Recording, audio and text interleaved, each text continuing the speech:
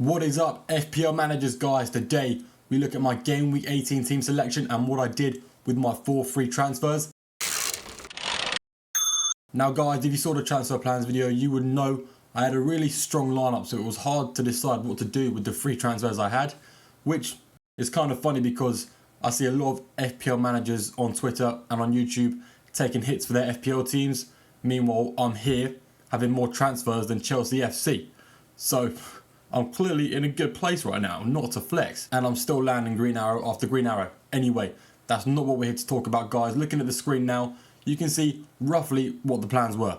We were going to sell Mazraoui and bring in another cheap defender. The reason we were going to do this is because Rodgers was playing away to Newcastle and I wasn't very happy with it. So I thought, okay, let's bring in a cheap defender that I can start over Morgan Rodgers for game week 18, and then Morgan Rodgers can stay in my team from game week 19 onwards when the Aston Villa fixture run gets really good.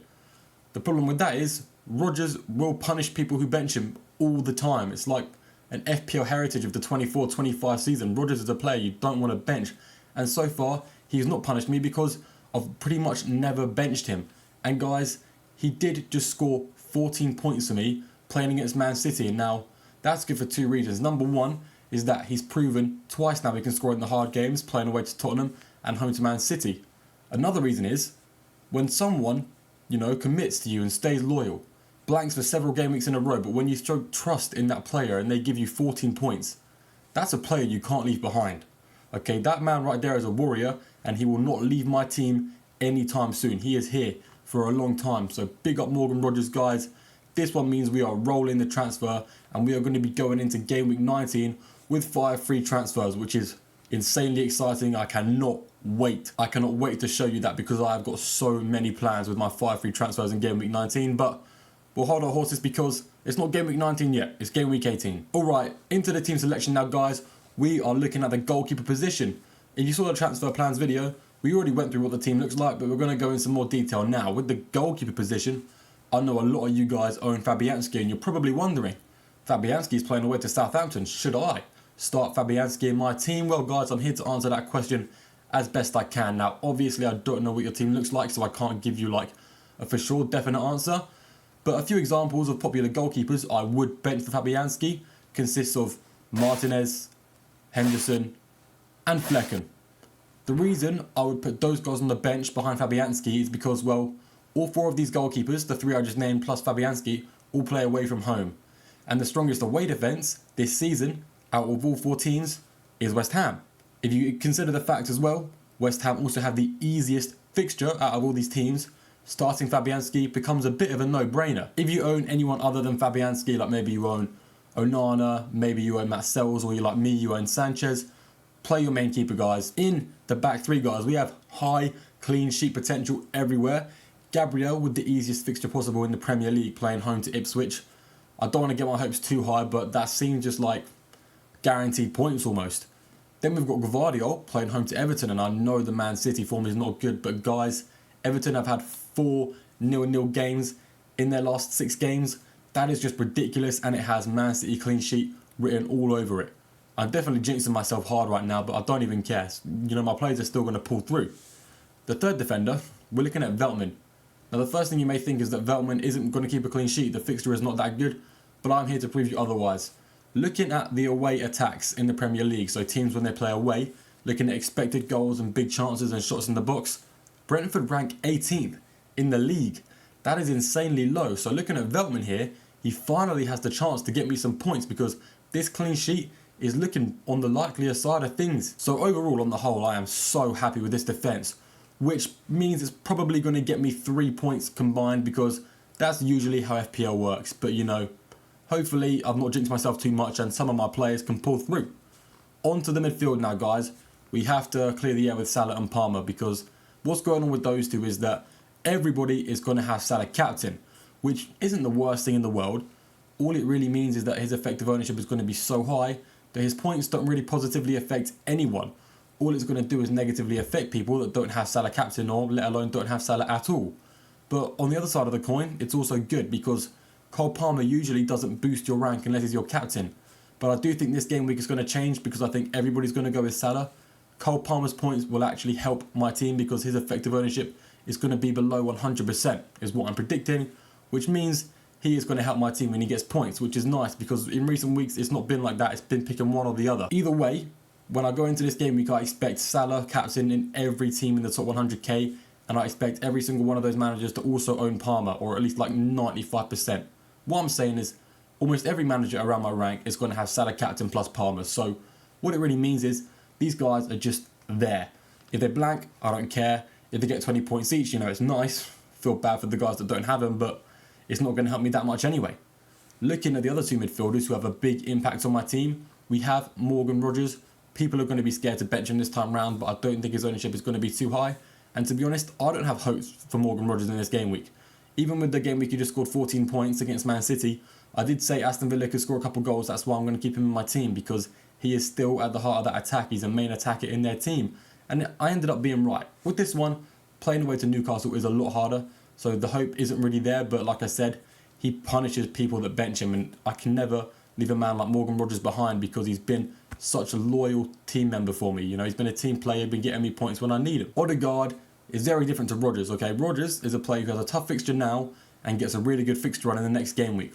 Odegaard has the best fixture in the world right now, and the fixtures for Arsenal do get quite a bit shaky after this, meaning my Arsenal players may need to be sold.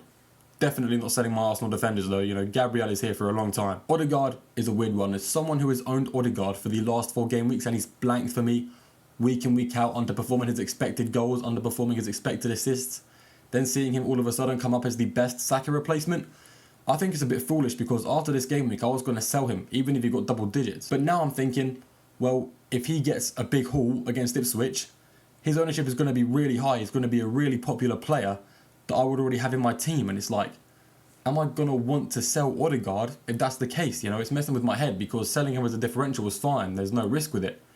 But if I sell a high-owned player that starts doing well, I'm going to be so disappointed with myself. I mean, with Saka out injured, Odegaard is on penalties. I don't know how Saka's injury is going to impact Odegaard's output from open play.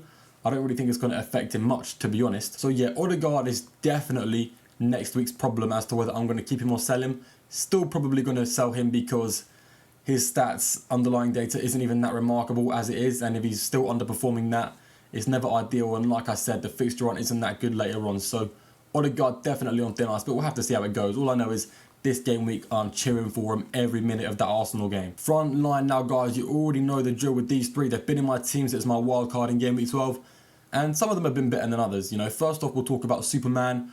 He's got me 47 points in the last 4 games. His ownership is going to be so high now that his points are not going to be worth anywhere near as much as what they used to be. But that's okay, because Isak is my GOAT, he is my hero, and I'm always going to cheer for him. Even if one day in the future his points negatively affect me, I'll never forget what he did for me, getting returns for my team when no one else was. That's a true hero, okay? I'm always going to love Isak either way for the rest of this season for sure. Then we got Nicholas Jackson, or as I like to call him, Mr. Consistent. Guys, Nicholas Jackson does really well in the easy games, and he does really well in the hard games. I say this every time. He is worth being a season-long hold unless his form drops or he gets injured. The thing with Jackson is, guys, he's on 4 yellow cards.